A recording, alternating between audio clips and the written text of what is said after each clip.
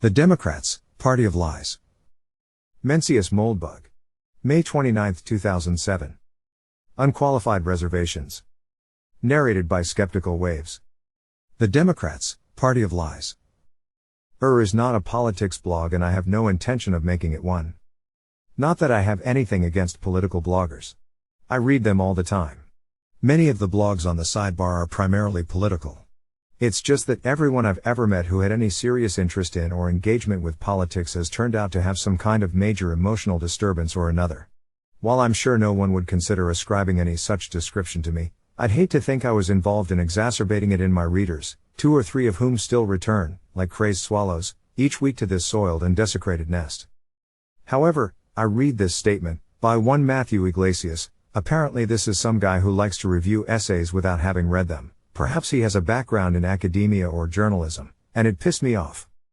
Mass market comedy, as seen in Hollywood films, strikes me as a pretty good partner for post-Goldwater conservatism.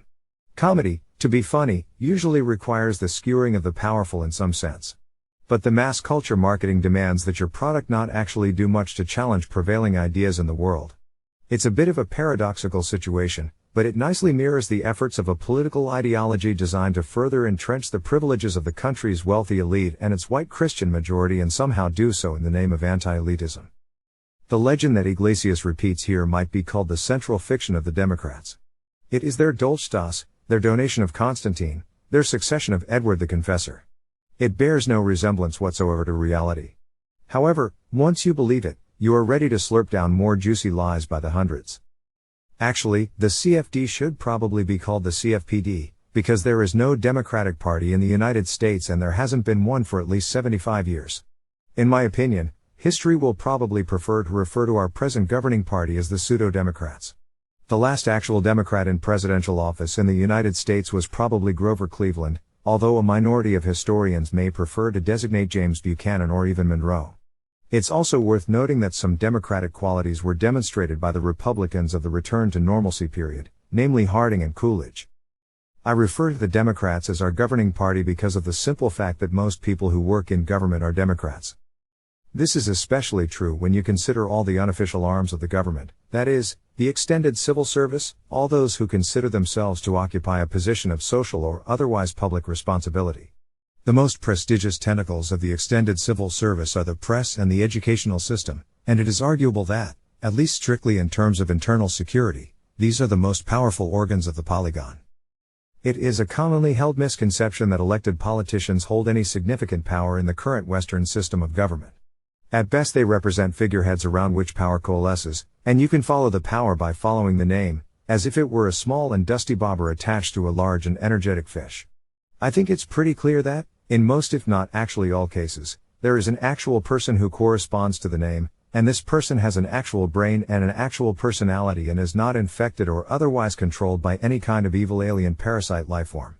From what I can gather, elected politicians are mostly very nice and thoughtful people, much more pleasant than most of us believe.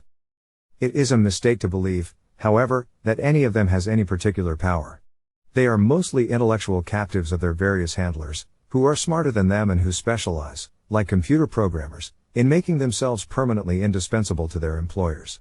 Any statesman of the 19th century would have sneered at these pathetic puppets and their coteries of blow-dried, backbiting, half-educated clowns. However, there are about as many Republican politicians as Democratic ones. And at least the Republicans actually are Republicans, that is, Puritan fanatics attracted by the gigantic barbecue of Henry Clay's American system and its latest heir, the New Deal.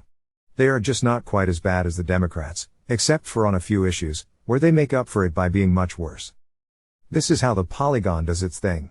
It is balanced in an evil genius sort of way. No one could possibly have invented such a heinous conspiracy, it's just what happened. It is an adaptive system, an evolutionary triumph of deception. Think of it as a little slug thing in your ear, like in Star Trek II, Wrath of Khan. And remember that as you attempt to extract it, the slug will emit an extremely loud screaming noise. There is no way to avoid this. In any case, back to Iglesias, who presumably thinks he is some kind of enlightened, independent, and moderate thinker, surveying the pinnacle of history from a comfortable hammock which appears, for some reason, to be positioned on its top. In fact, he is a tool of the security forces. And so is anyone employed as a public intellectual. Note that I am not an opponent of the security forces. In fact, as a quick look at my archive will demonstrate, gentlemen, I am among the most pro-security writers around, well past Tory and flirting boldly with the possibility of declaring myself a cavalier. However, the color of is and always will be orange, the one revolution whichever was glorious. Any connection to bloggers' default template is purely coincidental. In the 21st century, any writer whose work appears anywhere but his own blog is a shill. Or at least, he should be assumed to be compromised unless proven otherwise. The internet has all the tools you need to write and be read without being beholden to anyone. If anyone rejects this independence, you have to wonder why. In the kingdom of the slug, people do not go around telling each other that they have, or even may have, a slug in their heads. Therefore, if writers have the option of complete freedom, they have no option but to accept it. The assumption must be that every intellectual institution which exists under the polygon, which is legitimate in its eyes, is part of it. For example, it makes about as much sense to get your climatology from Exxon as to get your political science from the state. In fact, probably more, because Exxon can probably find a way to make money going either way, whereas the state always wants you to cherish it more. Of course, there is no actual slug in anyone's head. But there are a variety of ways the polygon manages public opinion in order to achieve the same general result. Most of these techniques were described quite eloquently by Walter Lippmann in 1922, and I have no reason to bore you with their repetition. Certainly, if you have the universities, the schools and the press, you can pull off just about anything. In any case, back to the pseudo-democrats and their shrieking monkey lizard, Iglesias. The Democrats turned into the pseudo-democrats when they were taken over by fanatical Republicans in a series of assaults by maniacal, bird-brained religious politicians, who realized that if they shifted their allegiance to this moribund party of a failed, defeated military force, they could take it over and create a new party which was actually even more zealous than the aging, mellowing Republicans, whose corrupt and bloody-handed rule, legitimized by terrorist mullahs like Henry Beecher, John Brown, and Julia Ward Howe, had made such a sick mockery of the genteel constitution their Federalist grandfathers designed. A series of internal party coups were led by William Jennings Bryan, Woodrow Wilson, and Franklin Roosevelt. Bryan's captured the party but not Washington. Wilson's captured Washington but eventually was forced into a partial retreat. FDR's captured the U.S. government, thanks largely to a deceptive presidential campaign in which he ran as an actual Democrat, has never given it up, and never intends to give it up. Historians have christened this fanatical coup with a pleasant name. They call it the Progressive Movement. This may be a good indication of how much you can trust 20th century historians, who have tended to be, rather unsurprisingly, progressives. Richard Gamble's recent book, The War for Righteousness, Progressive Christianity, The Great War, and the Rise of the Messianic Nation, is an excellent guide to these sincere and good-hearted architects of evil, who helped the U.S. federal government into its present habit of letting good motivations, in the form of increasingly ambitious and unrealistic attempts to erect political institutions based on unscalable and intrinsically unstable blueprints, drag it into murderous and counterproductive wars. Rothbard's essay Power and the Intellectuals, World War I as Fulfillment is a shorter treatment of pretty much the same material. The general mot of the progressive movement in attaining power was to cause problems, then appoint themselves to fix them. There is no better example than the Great Depression, which a few economists are starting to admit was the result of the bubble created by progressive cheap money policies under the early Federal Reserve.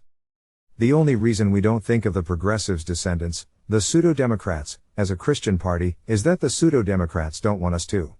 In fact, their theocratic ideology, progressive idealism, is the leading modern descendant of the most powerful American Christian tradition, the mainline Protestants, who infested New England in the early 1600 and for some damned reason have never left.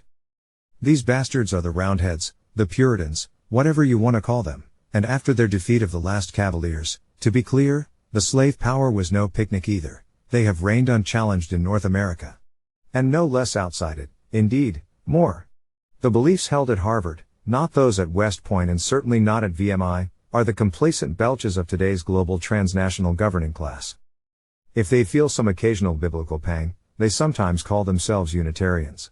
But they have long since discarded the encumbrance of the supernatural, and these days their opinions are simply the truth, science or reason, usually. I am particularly fond of the phrase reality-based community, which is so stupid it's almost ironic. How repugnant can such smugness get? This is our ruling class. This is our governing party. These are the beliefs of celebrities, kings, professors, novelists, poets, painters, and musicians.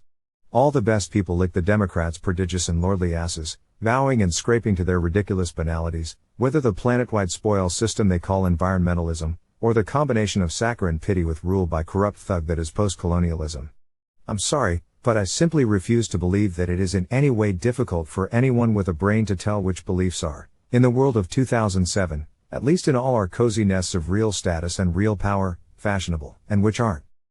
The central fiction of the Democrats is that none of this is true. Actually, we are still living in the British Empire, under the rule of Queen Empress Victoria, but of course 100 years later. Prancing lords and ladies, cardinals and their catamites, sneer at us as they slide past in their Porsches, crushing the poor under their great alloy wheels. In some obscure way the British ruling class has managed to merge with the Nazis, perhaps through one of the Mitford girls, and they have been joined by the Jews, who have actually become Nazis themselves and are also engaging in their usual criminal behavior of running global financial corporations and making terrible, terrible films that appeal to the lower classes. And so on and so forth. One can become infinitely lost in the infinitely weird details of this bizarre mirage, which is embraced deeply and lovingly, with absolute and uncritical credulity, by basically the same people who believed in prohibition 100 years ago, or transubstantiation 5. Or was that consubstantiation? Maybe it was consubstantiation. So, what Iglesias is trying to tell us in his little snarky micro-thought is that he speaks for the resistance.